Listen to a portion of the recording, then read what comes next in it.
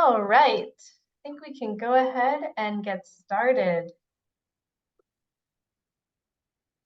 Welcome to everyone. First, we're going to go over the interpretation information in case anyone needs to use interpretation services for this meeting.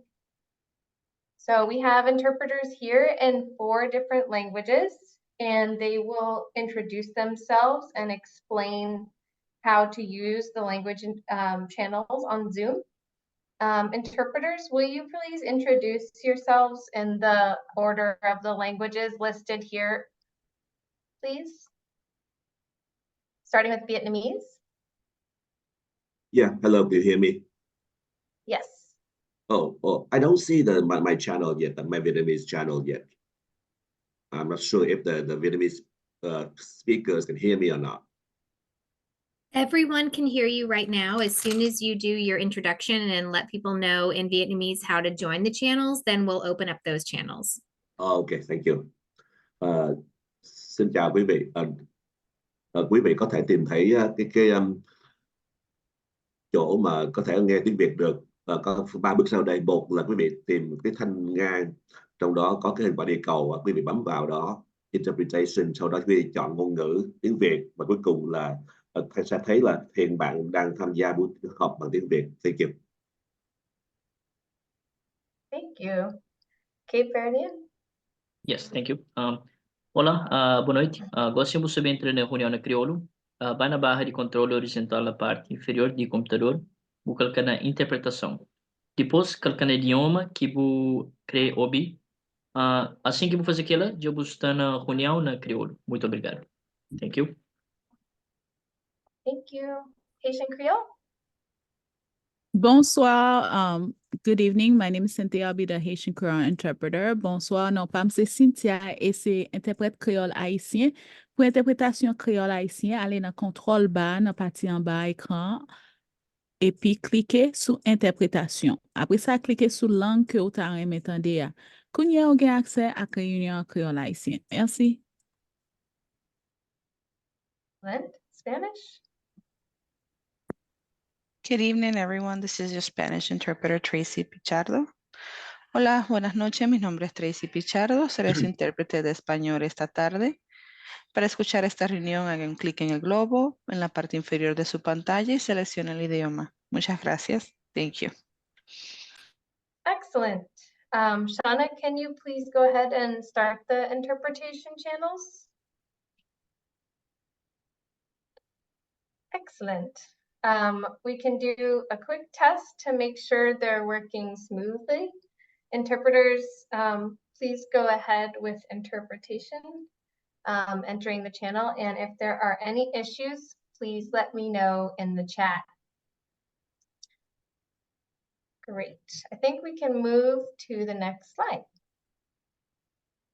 Awesome. Now that we're done with that, welcome to the Dorchester Park Pathways third community meeting. This is our 3rd and final community meeting for the pathway improvements. I'm Nellie Ward. I use they, them pronouns, and I took over the project from Lauren Bryant in August 2023 when I joined the team at Boston Parks. Since then, I've been working with Lauren and with Ray to get the ball rolling again for this project.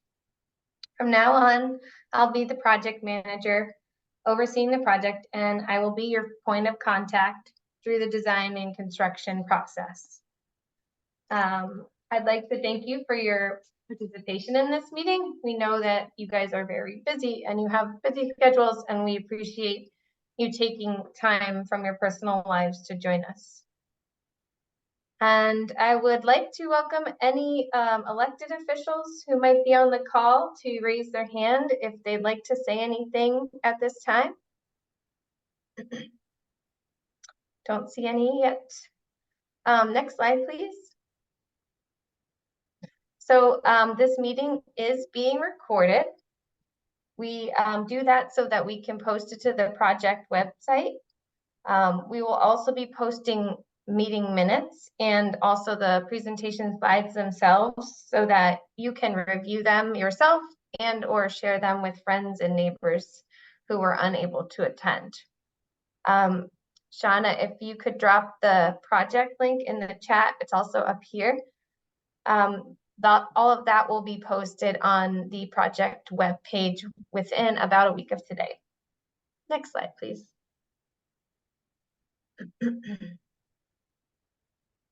Great. So during the presentation, your mic will be muted, and it's up to you whether you'd like to keep your video on or off. But during the discussion at the end, we encourage you to turn your video on if you feel comfortable doing so. And all questions will be welcome, and please be respectful of everyone's ideas and feelings and thoughts. We hope that you feel comfortable sharing your questions verbally or in the chat, but you're also welcome to reach out to me directly via email if you would rather provide comments that way or discuss the project any further. Next slide, please. So during the presentation, we do ask that questions and comments are held until the end of the presentation. If it feels really pressing, you can add questions or comments to the chat throughout the course of the meeting, but we'll address those at the end during the listening and discussion session in the order that the comments are entered into. We'd love to hear from you during that time. And to ask a question or provide a comment, if you're on Zoom on a computer, you use the raise hand button, and then we will unmute you. And if anyone's calling in on a phone, you can use *9 to raise your hand. And then once we call on you, use *6 to mute and unmute again. Thank you. Next slide.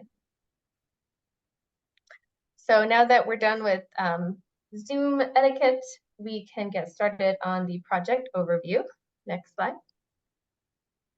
We'll start with an introduction of the team and then look at an overview of the project, including the project schedule. Our design team will then go through their presentation, which focuses on existing conditions and site analysis and how we got to where we are today. And we'll look at the final path layout together for comment. The presentation will be followed by a listening and discussion session where we invite you to share your thoughts and ask questions, and then we'll talk about next steps for the project. Please take note that we will be providing a link to a survey that we will ask you to take to let us know how we're doing at Parks and how the community meeting went for you.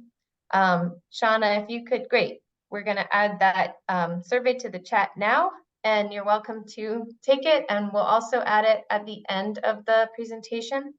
It basically just asks a couple of questions of how could we improve our community outreach and your experience of the meeting.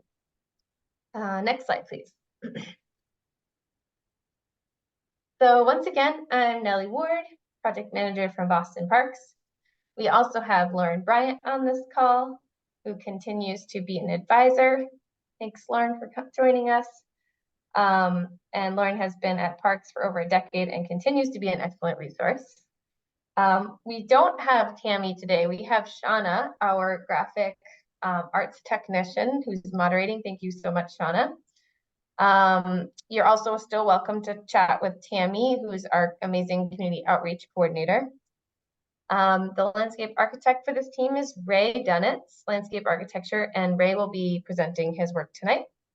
And then finally, Ross Cotrin from the Office of Neighborhood Services, not on the call, but is another great point of contact for the neighborhood, and you're welcome to reach out with him with any questions or comments as well.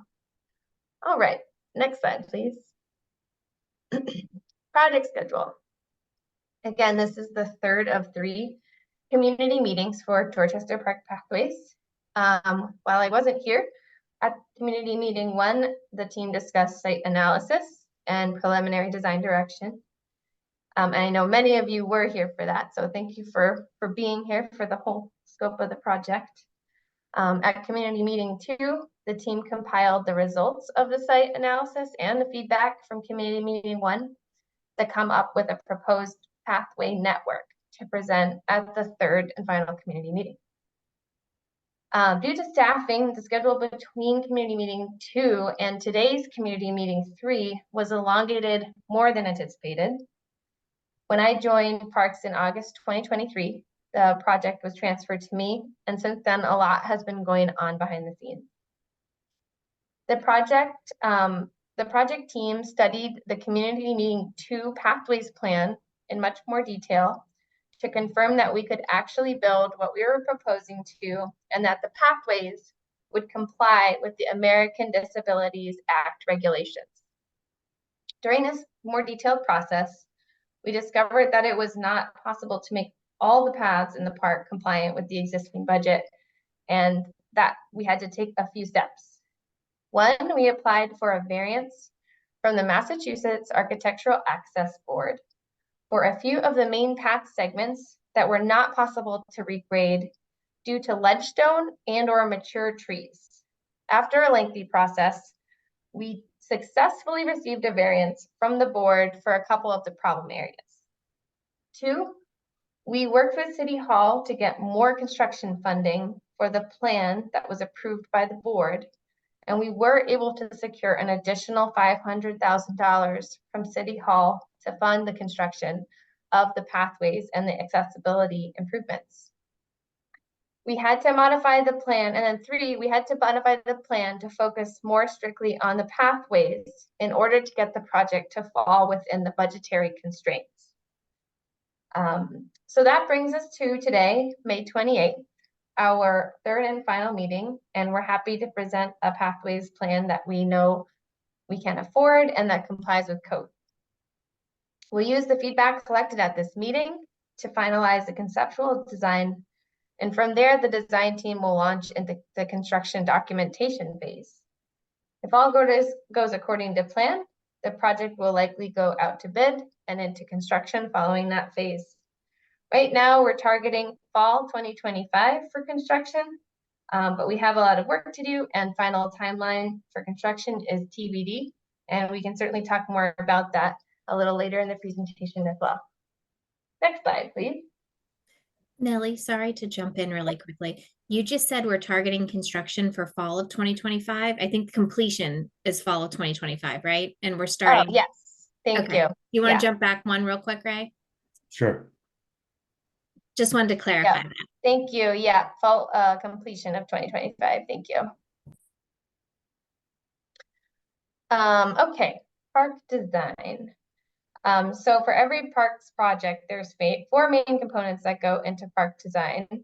City of Boston priorities, parks and rec goals, safety guidelines and regulations such as ADA compliance, and community input, which is what we're doing here tonight. Next slide. So the City of Boston priorities are family friendly, making spaces accessible and easy for all ages, green and growing, and that's thinking about climate change and green stormwater infrastructure, healthy and safe, creating spaces that improve public health and are safe for people to use, delivering exceptional city services, which include making sure that the communities have a way to communicate with the city and voices get heard, and closing the racial wealth gap, which is thinking about the ways in which systemic racism has created inequities across the city and proactively addressing them when and where we can. Next slide. Great. So accessible and available to all. We want our spaces to be thinking about all users and what features are best suited for the greatest accessibility level. Diverse, balanced, and efficient mix of uses is important as well, so serving as many people's interests as possible. We want spaces to be meaningful, and we want to have meaningful and inclusive community engagement to make sure the community is involved and engaged with the whole process. And adaptive and resilient landscapes, designing for current and future challenges with climate change and promoting connections, not just between people, but between spaces. Next slide. So many of you are new to this project. If any of you are new to this project, pathway projects are a little different than our typical park improvement projects in that they're more focused on pathways rather than other site amenities like the fields and bleachers and playgrounds and all of that. This is more about accessibility and connecting spaces within the park. So that is the scope of this project. We want to make sure, and the other part of this project that was really important is to make sure there's at least one accessible entrance on each side of the park so that residents in wheelchairs can enter the park more easily and closer to where they live and get to the spaces that they need to.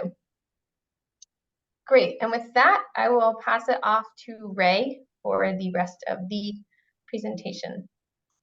Thank you, Nellie. That was excellent. Good evening. I'm Ray Dunitz with Ray Dunitz Landscape Architecture. We're super excited to be working on this project. We have had a great relationship with the city for over 20 years.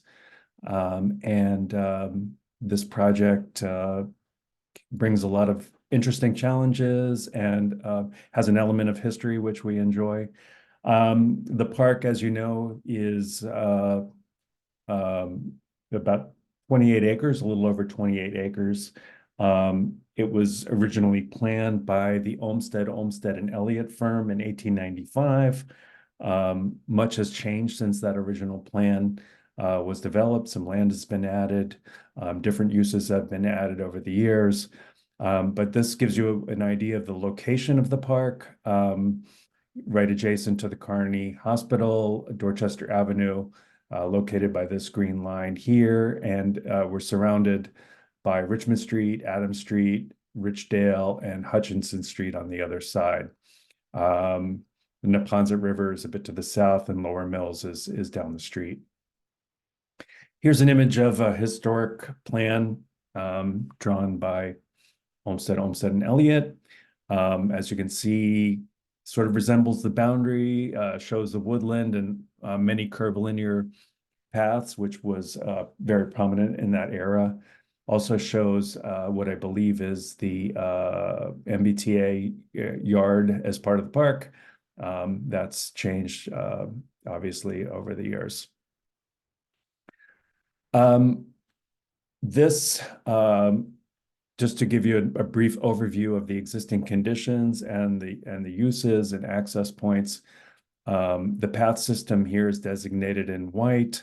There's a playground to the western side of the park. The whole park is a wooded area with beautiful rock outcrops throughout. There is a tennis court, which is fairly actively used in the central area. Abutting Adams Street is a small Little League field with an open field, which is also used for the car show every year. And then a baseball field to the north off of Hutchinson Street. The red arrows indicate access points to these activities, and the green areas are active recreational uses. So the materials vary throughout the park. In black, this network of paths is surfaced in asphalt paving. In some areas, the edges are fragmented due to either erosion or maintenance vehicles or maintenance plows over the years, and definitely something that we want to resolve with this project. In yellow, we have concrete paving. In a few areas, there's an existing accessible ramp off the northern section of Dorchester Avenue entrance, and some concrete up at Hutchinson as well. There is a concrete walk and stairs from Richview neighborhood coming down towards the Little League field area. Oh, I also wanted to, also there's, the playground that's there has got a rubber surfacing. There's also some compacted dirt paths located in the park that are not accessible. This diagram indicates what is currently accessible and what is currently inaccessible as defined by the ADA regulations that Nellie described earlier. In the blue are what are defined as accessible paths according to those regulations, and in the red, the path's slopes are too steep, therefore inaccessible. And we're here tonight to improve that situation. Also in dark black, the arrows from streets show the existing inaccessible entrances, and the lighter gray are more informal entrances in the park. For example, from the St. John Paul Catholic Academy, there's some openings in the fence that were just sort of created over the years. This diagram indicates where we have stairs. These little infographic things show stairs. There's a set of stairs right behind the ball field, the stairs coming down from Ridgeview, and then stairs at the Dorchester Avenue, entrance. Here's some photographs of those stairs. And those are obviously not accessible. And now I'd like to delve into our proposal to improve these conditions. They're in yellow here throughout the park. We're going to regrade and where needed and repave the path so that they're all accessible. We haven't looked at this in detail in terms of the impacts, but we're hoping to minimize grading and maximizing accessibility, or making it compliant without much impact to the site, including mature trees and that type of thing. We are suggesting, as many of you know, this yellow path here dead ends at the end of near Ridgeview Street and the ball field. We're suggesting that we create a new path from that point out to Hutchinson Avenue, so there's full access into that entrance. We will need a series of accessible concrete ramps that meet ADA codes, and those include one to the south along Richmond Street, one coming down the hill from Ridgeview Street, and one getting from those existing stairs near the ball field down to this new path. The existing ramps along Dorchester Avenue need some modification to make them compliant with the ADA and MAAB, and we'll make those renovations to make those in compliance. These areas in gray are not going to be dark gray. We're not going to be upgrading these areas as part of this project. We wanted to get a full circuit throughout the entire park. We've improved our Ridgeview Street entrance by adding a new accessible entrance, and we've added an accessible entrance at Hutchinson Street. So all in all, those entrances have been improved with our proposal. I just want to jump in, Ray. I think you may have said that all the paths are made accessible, but that is true except for a couple of the places where we have the variances, which we will discuss where the pathways are not accessible. Great, thanks. Correct, sorry. Yeah, so this just talks about materials mostly. Yeah. So these will all be asphalt. But to get into a little bit more detail, this is the corner at Hutchinson Street and Ridgeview Street North, where we have a new path in blue to get around the ball field, new ramps to get from a high point along the existing path down to blue trail, and then a ramp down from Ritchie Street to get to that intersection. We've also, in our previous meetings, recognized the need for a memorial tree, and we felt that this location would be suitable for a memorial tree with a sign, a dedication sign, in association with that location. So this is the slide that Nellie was referring to, where we have a proposed accessible path in blue, and these paths in red are inaccessible.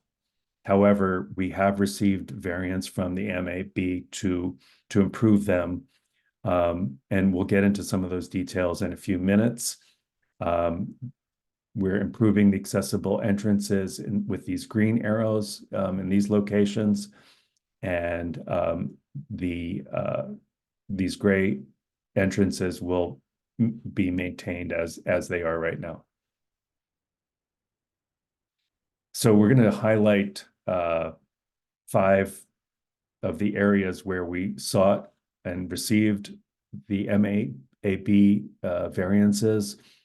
We'll start at number 1 down here at the Richmond Street entrance. So this is a diagram, but here's Richmond Street down here.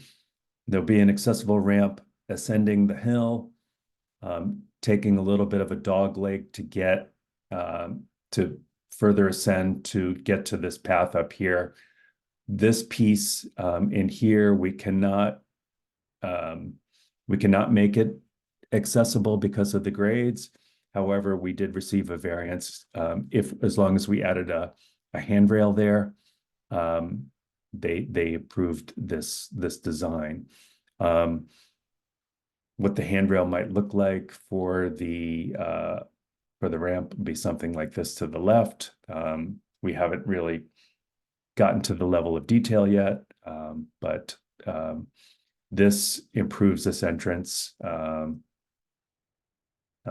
to be accessible. Now we're moving to the number 2. This plan to the left shows you where this path is located within the context of the entire park. This section is once again too steep, but we got the MAB variance to add a handrail, a single handrail on one side, so that somebody can hold on to that rail as they're descending.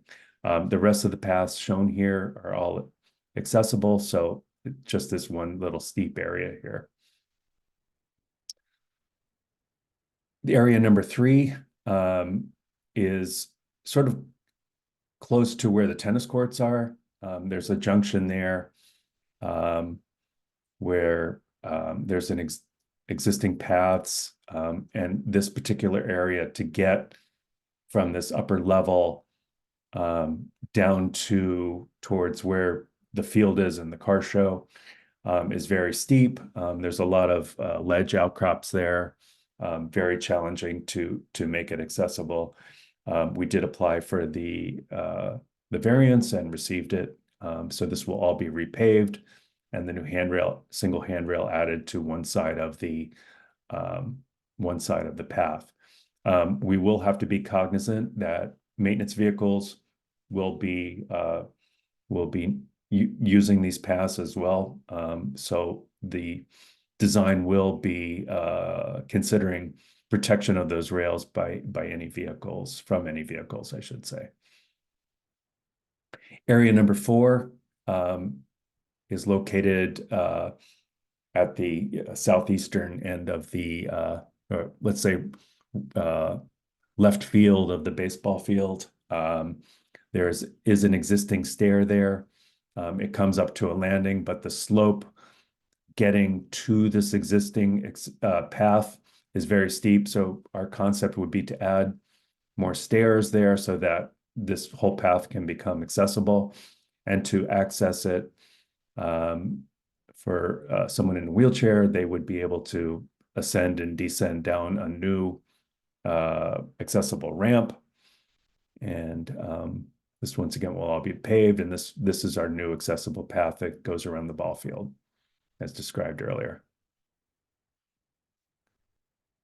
This is the entrance located at Richview Street, where we just talked about a memorial tree on this hillside. There would be a ramp coming down from that location to end sort of down at this intersection of the new path and where the existing path currently terminates. So there's a clear flow from this path to either go to Hutchinson Street or up to Richview Street. And once again, new asphalt paths and repaved accessible paths with some grading. That concludes my slide. We did want to mention that, you know, I briefly touched upon, we want to try to minimize any impacts to existing mature trees. If we do have to, if there are some trees that are impacted by grading or new ramps, we will have to facilitate a tree hearing, which I'm sure the city will notify you of, but it is our intent to do as much as we can in the design to avoid any impacts to trees, tree roots, canopy, that kind of thing. So that concludes my presentation. I'll be able to go back to slides and now offer up the opportunity to you to ask us any questions or make any points that we've missed. If we don't get any questions, I will ask you some. Or we'll ask you some. Ray, would you mind flipping back to the accessibility, like proposed accessibility plan? I just wanted to say one thing which we didn't say during the presentation, which was, I think is important to note, that the sections that are inaccessible do not limit the park users from being able to get to the programmatic elements. So that was a big part of the decision to keep the, to identify which sections could we do away or could be not made accessible, because we were accommodating the route in a different location. For example, from Hutchinson Street and Richview Street, we have the new ramp, and from Adams Street to get in to that side of the tennis court, for example. So just, I wanted to make sure that that was made clear, and that the little section, the other section that's red between the main loop there is a redundant path, because there are other accessible paths that connect that loop to itself. So I just wanted to mention that as well, that everywhere we had an inaccessible condition, we tried to find a alternative route so that the whole park was connected to itself and to the entrances. Great. Let's go over, let's see, I don't see any hands raised yet. I know we have some questions in the chat. Why don't we start with those? Okay.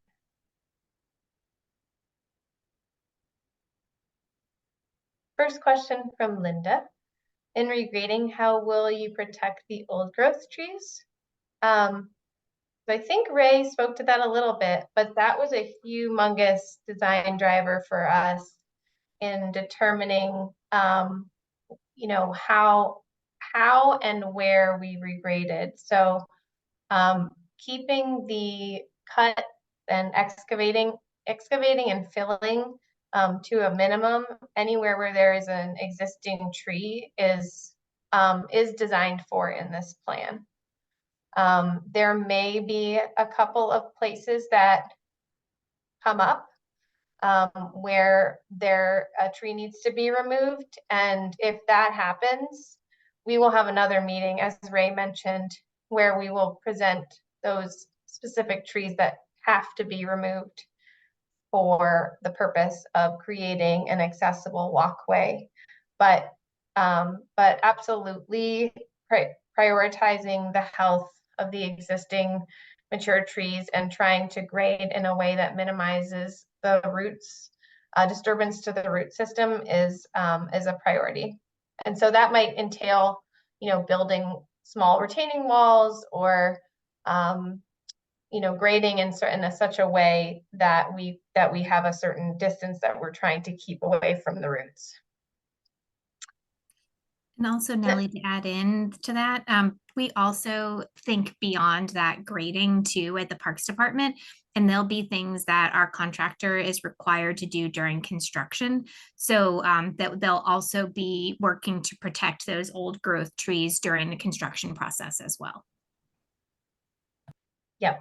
We have lots of protection fencing, and then a lot of specifications that control the ways in which contractors can use equipment around existing trees, like keep clear of them or not put any materials on them and things like that. So all of that is absolutely going to be part of this package. I think the next question is from Matt. What's the thought on Hutchinson Street? Once you go out that entrance, it's a very large hill. Matt, could you clarify what your question is? Is it about the grading on the street itself, or is it about the grading within the park?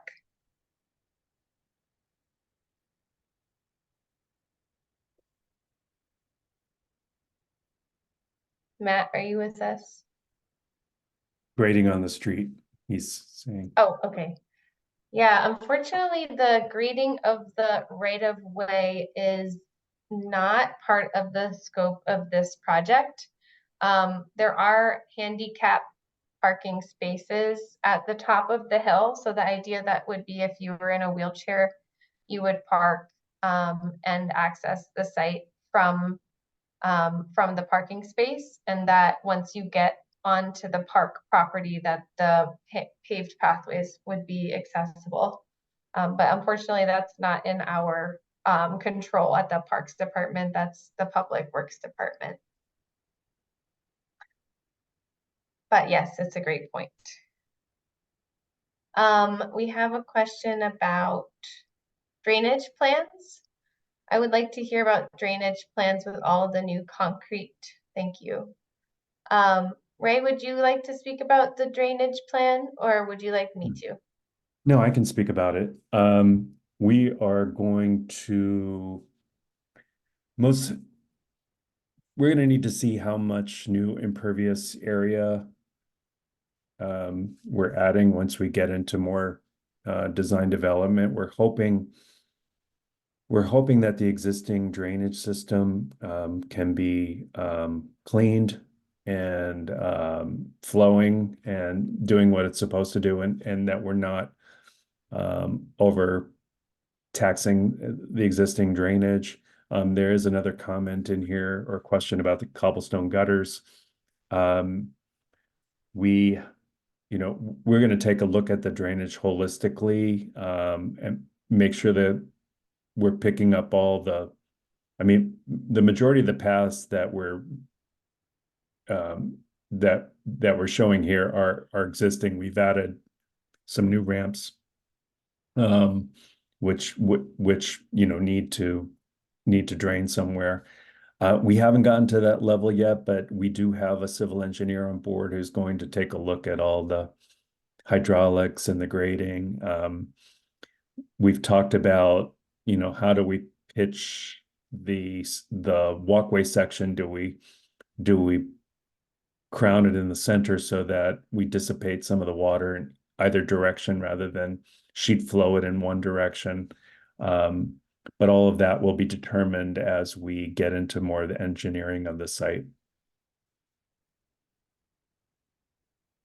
And I think the idea is to use as natural of a method as possible to accept the stormwater runoff in vegetated spaces where we can without the introduction of a lot of like new pipes and gray infrastructure. Correct me if I'm wrong, Ray.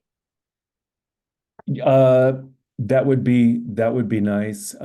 We are dealing with a site that's on a rock, so Yeah, we'll have to so see. so yeah, we're not going to add any new drainage structures. We're going to try to make it work with the existing drainage system, but improve the drainage system by it probably hasn't been cleaned out in many years. So we're gonna run the numbers and formulas and make sure that they have the capacity. We have some old drawings from Boston Water and Sewer that show the pipe sizes, and hopefully we can determine that that the existing system, once fixed, will work. There, we have some erosion out there. We definitely want to avoid that with the new design. So it's the next level. Great. And then do you want to speak about the drainage along the paths? I mean, you kind of touched on it. The cobble, I think. Yeah. Go ahead. Yeah. That's part of the whole, it's part of the whole drainage. Yep. If we need to repair the cobblestone gutters to get all the drainage to work and to flow to a catch basin that's within the cobblestone gutter area, we will. We know we have that issue coming up that Richmond Street entrance where there's a couple of drains in there. And we're going to have to do something with the new ramp. We're going to have to do something to capture that water and bring it to the drain. So they will be repaired as needed. But we will not be adding, new catch basins, new pipes, that kind of thing in this scope. We're just going to ensure that what we do, it will be a better situation than what's there now. Okay, and we have a question from Linda about how will you keep the historic landscape flow as is protected and intended by Olmsted? The perspective from the rise in the landscape is part of the landscape concept. Do you want to speak to that, Ray? Yeah, I'm gonna try to. Many of these improvements have been made over the years that were not Olmsted improvements. The paths, the way Olmsted would have designed is to use the topography up and down and the curving paths to enjoy scenic vistas. We're in a woodland, but the idea is that the view opens up at the end of the path. We're going to maintain that concept. Obviously the circular area off of the South Dorchester Street Avenue was added in the 1990s, and the playground was upgraded I don't know, maybe 5 years ago. The ball fields were not part of the Olmsted plan. The paths, and particularly this project, we're just dealing with the pathways. We're not really altering those at all. We're maintaining the same center line, the same shapes. We are making some improvements out of the necessity to make the improvements to provide universally accessible entrances and pathways. So we will need to add some ramps, but there's already a ramp at Dorchester Avenue. So we're kind of keeping within, we're not doing anything outrageous that isn't kind of already there. And once again, the path layout is basically remaining the same with the modification of adding that additional accessible path around the ball field to Hutchinson. And Ray, could I jump in on that too? Because part of the other question was about it being protected too. So I did just want to jump in. I know we talked about it in some of the first meetings, that even though this is designed by Olmsted Brothers, it is not a landmarked park. It doesn't have the same protections that other landmarked parks do have, but like we were saying in the beginning, even though it's not landmarked, we still treat it like it's historic because it is, and we still respect that. And all of those thoughts that you just shared are absolutely correct, Ray. But I did just want to clarify that that this park doesn't have that landmark protection, even though we as the Parks Department treat it the same way we would as if it had to go to landmarks for that approval. Yep. Excellent. Thank you. Where is handicap? I believe the next question is, where is handicap parking from Helen going to be at the different entrances on Dorchester Ave and on Richmond Street? So handicap parking is not part of the scope of this project because it's outside of the park parcel boundaries. So anything that's like in the right of way is the Public Works Department, and we do not have control or scope to add handicap parking spaces.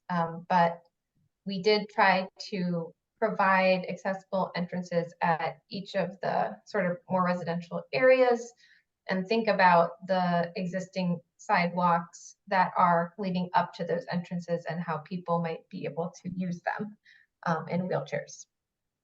And Nellie, sorry to jump in again, but I've been working with the Disability Commission on, they have a map that they are tracking of accessible parking spaces, especially on street throughout the city. And I've been working with their chief of staff recently to look at which of our parks have accessible parking adjacent to it, even if it's not within our park, like Nellie was saying, it's in Public Works.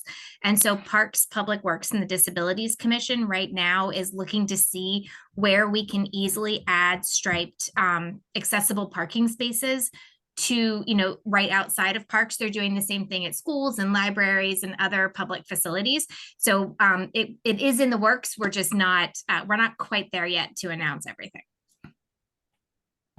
Thanks. And it wouldn't be part of this project's package when this project goes out to bid and etc. Okay, next question. Any chance of some park benches along the paths? So we are not removing any of the existing benches. The benches are staying that do exist at the park. We are not adding any, we do not have the scope, the construction budget to be able to include additional site furnishings as part of the park improvements, of the pathway improvements project. But of course, we will try to look into that. And if there is any type of additional funding, once we have really crunched the numbers for the required accessibility improvements, we will certainly be looking at additional site furnishings to make a more accessible and comfortable park for folks. And that might come in the form of what's called an ad alternate in our construction package. So we have a base bid, which will be the essential improvements that we would ask contractors to basically bid on, and then an additional couple of line items for site improvements that we might be able to afford if the bids come in within the construction budget. And site furnishings such as benches would be part of that ad alternate. Okay, hopefully that answers that question. Dorchester Park is on the National Register. I can take this one if you want, Ellie. Oh, sure. I didn't see a question there, but you're welcome to speak to it if you want. So there's a difference between the National Register and Boston Parks or Boston landmarks. So Dorchester Park is not a Boston landmark. And yes, it is on the historic registry, which is why we say that we do take that into consideration and we keep that in our minds as we're designing. But there are no regulations, no approvals, no permits that are associated with that as we design it. And so that's the distinction and the differentiation. If it were a Boston landmark like Franklin Park or Boston Common are, then we would actually have to go through an official permitting process where we go to the landmarks commission and actually present to them and they can approve or deny our designs. And so that's what I was saying, is that because it is historic and we do know it's historic, we treat it that way, and we treat it as if we were going to have to go do those permits in terms of our thoughts and our decisions, but we don't have to go through any permitting processes. I hope that helps answer that question. Great. Okay, and the next question. In the original plans, fountains and benches would be added, and the replacement of the small swing set that was destroyed by a falling tree next to the tennis courts would be replaced with the available funding. Why is that not on the plans now? I can speak to that.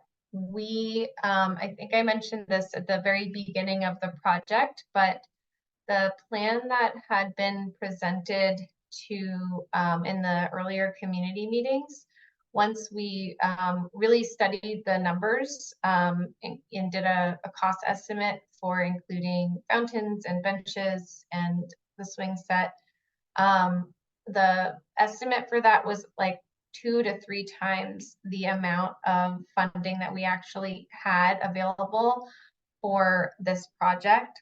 So we simply could not include that scope of work.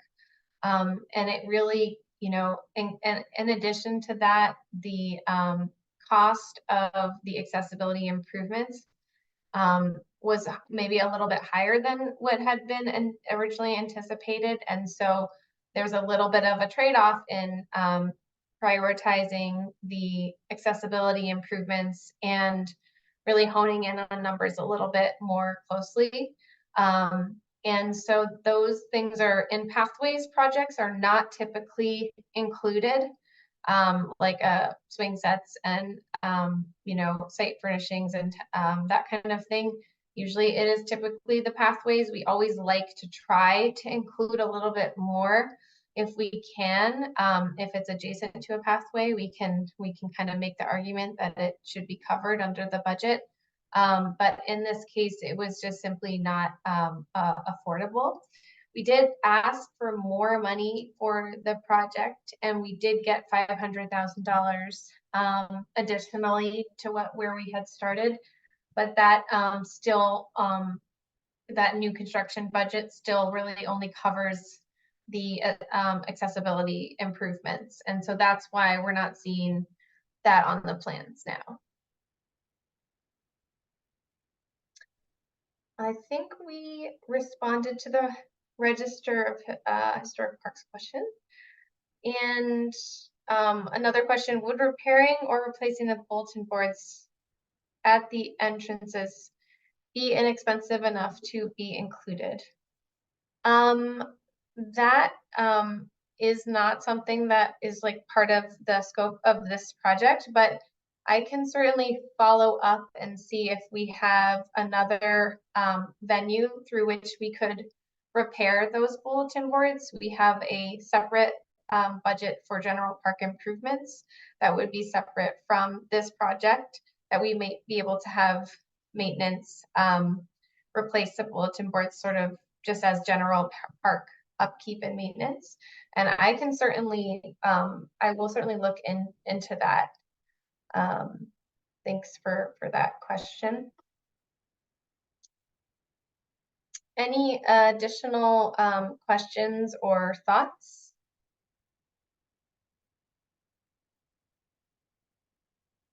And if there are specific park elements that the Friends group really wanted to see that are not part of this pathways or that could not be included in this pathways scope. There is CPA has you have the ability to apply for a CPA grant for specific elements like such as the swing or such as site furnishings, and that's always something to consider down the road as well. I don't know if Lauren, if you want to say anything about CPA. No. Yeah, absolutely. So CPA would need to be coordinated with Boston Parks because we would need to make sure that we would have somebody that could help staff that appropriately in terms of doing that work.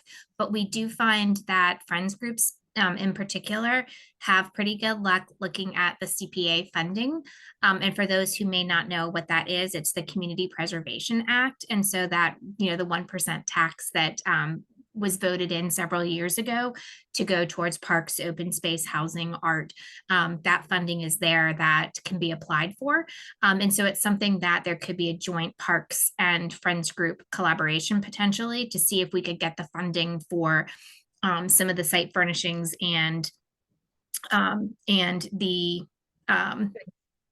swing. But the other thing, like Nellie was saying, in terms of once we bid this project, we also have the opportunity, because you never know how bids are going to come in terms of bidding climates and how much work contractors have.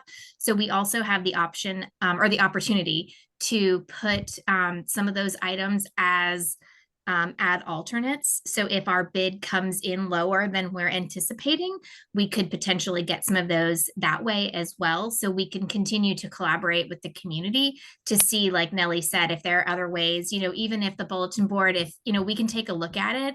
And if it is a repair, it could be something that our maintenance department could do, and they just might not know that it needed that. So we can continue to collaborate with you guys on that. Great, thanks, Lauren. Awesome. Unless there are more questions or comments, we can flip to the last slide. And then if, Shauna, if you could just put that link back in the chat for folks to fill out for the community survey in case it got missed earlier. It would be great for folks to fill that out.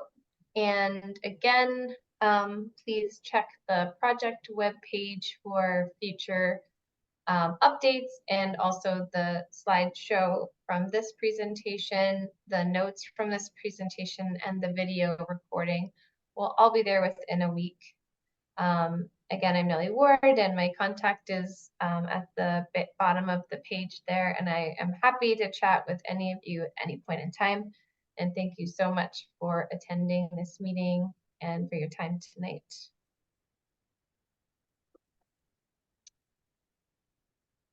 Great. Thank you. And thank you, Ray and Lauren and Shauna. Absolutely happy to be here. And I just want to say that for all of you, I'm sorry that I don't get to continue working with you, but you guys are in very good hands with Nellie. Oh, yeah.